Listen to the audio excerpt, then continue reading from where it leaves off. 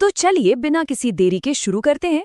आज के इस एक्सप्लेनर में हम एक बहुत ही खास सफर पर निकलने वाले हैं। इटली, एक ऐसा देश ना जहां के हर गली, हर नुक्कड़ में कोई ना कोई कहानी या गहरा इतिहास छुपा है। मतलब प्राचीन काल से लेकर आज के मॉडर्न युग तक ये जगह सच में चमत्कारों से भरी पड़ी है। जरा सोचिए, पानी पर तैरते हुए शहर, दुनिया का सबसे छोटा देश और पास्ता की, जी हाँ, 350 से ज्यादा किस्में। अब आप सोच रहे होंगे कि ये सब एक ही जगह पर कैसे हो सकता है, पर यही तो इटली की खासियत है। यहाँ हैरान कर देने वाले विरोधाभास और कमाल के भौगोलिक चमत्कार एक साथ देखने को मिलते हैं। तो चलिए इस अद्भुत देश के रहस्यों में थोड़ी और गहराई से डुबकी लगाते हैं, और इस सफर को हम 4 मजेदार हिस्सों में समझेंगे। सबसे पहले इसके अजीबोगरीब आकार और भौगोलिक अजूबे, फिर हम बात करेंगे इसके शानदार इतिहास और कला की, उसके बाद जाहिर है वर्ल्ड फेमस इटालियन दावत, और आखिर में तेज रफ्तार और कुछ डरावने रहस्य। तो सबसे पहले बात करते हैं वंडर्स ऑफ द बूट, यानी इसके भौगोलिक चमत्कारों की। सच कहूं तो इटली की बनावट ही अपने आप में किसी बड़े अजूबे से कम नहीं है। अगर आप दुनिया के नक्शे को ध्यान से देखेंगे ना, तो इटली बिल्कुल एक लंबे से जूते यानी बूट की तरह नजर आता है। और मजेदार बात यह है कि ये बूट जैसे एक गेंद को किक मार रहा हो। अब ये जो गेंद है, ये दरअसल सिसिली नाम का बहुत ही खूबसूरत सा आइलैंड है। यही अनूठा आकार इटली को पूरी दुनिया में इतना आइकॉनिक बनाता है कि आप इसे नक्शे में 1 सेकंड में पहचान लेंगे। और जब इटली की बात हो तो वेनिस को कैसे भूल सकते हैं, एक ऐसा अनोखा शहर जो सचमुच पूरी तरह से पानी पर बसा है। यहाँ 150 से ज्यादा खूबसूरत नहरें हैं और करीब 400 पुल हैं। यहाँ गाड़ियां नहीं बल्कि पानी पर शान से तैरते हुए गोंडोला चलते हैं। लेकिन यहाँ एक बहुत ही चिंताजनक वैज्ञानिक सच्चाई भी है। पता है क्या? ये शहर धीरे धीरे डूब रहा है और इसे बचाना हमारे भविष्य के लिए एक बहुत बहुत बड़ी चुनौती है। पानी पर तैरते शहर से निकलकर अब जरा एक ऐसी इमारत की तरफ देखते हैं जिसने मानो गुरुत्वाकर्षण को ही चुनौती दे दी हो। जी हाँ, पीसा की झुकी हुई मीनार। अब दिलचस्प बात यह है कि इसे जानबूझकर टेढ़ा नहीं बनाया गया था। जब इसका निर्माण हो रहा था ना, तभी नीचे की जमीन कमजोर पड़ने लगी थी और ये धीरे धीरे एक तरफ झुकने लगी। पर देखिए किस्मत, आज यही झुकाव इसे दुनिया के सबसे टॉप और मशहूर टूरिस्ट स्पॉट्स में से एक बनाता है। अच्छा, अब जरा इस नंबर पर गौर कीजिए, 0.49। बस इतना ही।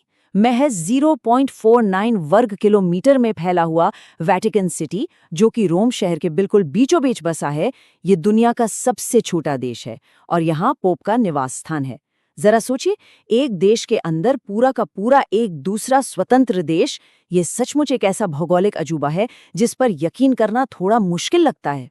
चलिए अब हम अपने दूसरे भाग की ओर बढ़ते हैं, हिस्ट्री एंड मास्टरपीसेस। इटली का ऐतिहासिक और जो कलात्मक महत्व है ना, वो पूरी मानव सभ्यता के लिए बिल्कुल बेजोड़ है। आपने वो मशहूर कहावत तो सुनी होगी ना, रोम एक दिन में नहीं बना था। ये सिर्फ एक कहावत नहीं है, बल्कि एक बहुत गहरी सच्चाई है। आज से करीब 2000 साल पहले रोमन साम्राज्य इतना विशाल था कि इसकी सीमाएं यूरोप, अफ्रीका और एशिया तीनों महाद्वीपों तक फैली थीं। शाम के ढलते सूरज की सुनहरी रोशनी में चमकता हुआ कोलोसियम और वो प्राचीन रोमन फोरम आज भी उसी महान इतिहास की गवाही देते हैं। और यही शानदार अतीत इटली को इतिहास प्रेमियों के लिए एक जीता जागता स्वर्ग बनाता है। आपको शायद पता न हो, पर इटली के पास दुनिया में सबसे ज्यादा यूनेस्को वर्ल्ड हेरिटेज साइट्स होने का रिकॉर्ड है। फ्लोरेंस, पिज़ा, वेनिस या रोम, यहाँ की गलियों में घूमना बिल्कुल ऐसा है जैसे आप इतिहास की किसी किताब के पन्नों के बीच से गुजर रहे हो। यहाँ के पुराने चर्च और महल सच में किसी जीवित संग्रहालय जैसे लगते हैं। और इन जगहों को इतना खूबसूरत बनाने के पीछे किनका हाथ था? पुनर्जागरण काल यानी रिनेसा के महान कलाकारों का। इटली को ना कला और ज्ञान के पुनर्जन्म का केंद्र माना जाता है। Leonardo da Vinci, Michael Angelo, Rafale, ये सभी दिग्गज यहीं से थे। अगर हम कहें कि कला की दुनिया का कोई दिल है, तो वो दिल पक्का इटली में ही धड़कता है। तो इतिहास और कला के बाद अब बात करते हैं उस चीज की जिसके बिना इटली अधूरा है, द इटालियन फीस्ट। इटली का खाना ये सिर्फ पेट भरने के लिए नहीं है, बल्कि ये एक बहुत गहरी इमोशनल चीज है। जैसे पिज्जा को ही ले लीजिए, इसकी शुरुआत नेपल्स शहर में हुई थी।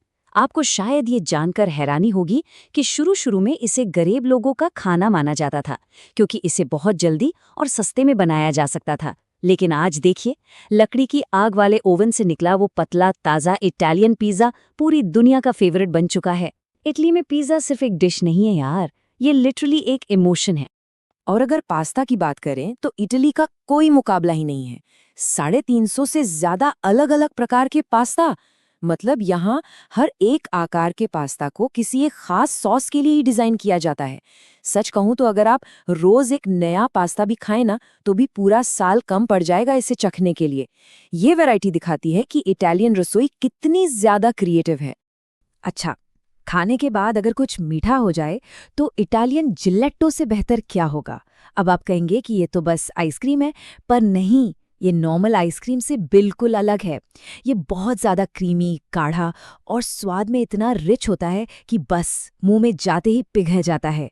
यही वजह है कि इटली जाने वाले लगभग हर इंसान की बकेट लिस्ट में असली जिलेट्टो चखना सबसे ऊपर होता है। तो चलिए, स्वादिष्ट खाने के बाद अब हम अपने आखिरी और सबसे दिलचस्प हिस्से पर आते हैं, स्पीड एंड स्पूक्स। इस हिस्से में हम देखेंगे मॉडर्न लग्जरी और पुरानी रहस्यमयी दुनिया का एक बहुत ही गजब का कॉन्ट्रास्ट। देखिए, इटली सिर्फ पुराने खंडहरों या पिज़्ज़ा पास्ता का देश नहीं है, ये तेज रफ्तार का भी देश है। फरारी, लैम्बोर्गिनी, माज़राती, फिएट, ये सारी शानदार लग्जरी कारें यहीं से निकली हैं। इटालियन लोगों में ना स्पीड, बेहतरीन स्टाइल और शार्प डिजाइन को लेकर एक अलग ही जुनून है, और इसी जुनून ने इन गाड़ियों को पूरी दुनिया में अल्टीमेट स्टेटस सिंबल बना दिया है। लेकिन इन चमकती हुई सुपर कारों की तेज रफ्तार से थोड़ा दूर इटली के ग्रामीण इलाकों में एक अलग ही सन्नाटा पसरा हुआ है। ये सन्नाटा है उन पुराने धुंध से घिरे भूतिया किलों का। कहते हैं इन पुरानी पत्थर की दीवारों के पीछे कई अजीब रहस्य दबे हैं और रात में अजीब अजीब आवाजें भी सुनाई देती हैं। जो लोग थोड़े एडवेंचरस है ना, उनके लिए यहाँ पैरानॉर्मल घोस्ट टूर्स भी होते हैं। ये इटली का वो खौफनाक साइड है जो अक्सर लोगों की नजरों से छिपा रह जाता है। तो आज के इस एक्सप्लेनर में हमने इटली के कितने सारे अद्भुत पहलुओं को देखा है ना। उस बूट के आकार वाले नक्शे से लेकर डूबते हुए वेनिस तक, कोलोसियम की भव्यता से लेकर नेपल्स के पिज्जा तक, और सुपर कारों की रफ्तार से लेकर उन डरावने किलों तक। अब सवाल ये है कि इन सब में से इटली की कौन सी चीज आप पर सबसे गहरा असर छोड़ती है? इसका शानदार इतिहास, कमाल की कला, लजीज खाना, या फिर इसके छिपे हुए रहस्य? खैर, जो भी हो, ये बात तो पक्की है कि इटली एक ऐसा देश है जो हमें हमेशा कुछ नया और हैरान कर देने वाला खोजने के लिए मजबूर कर देता है।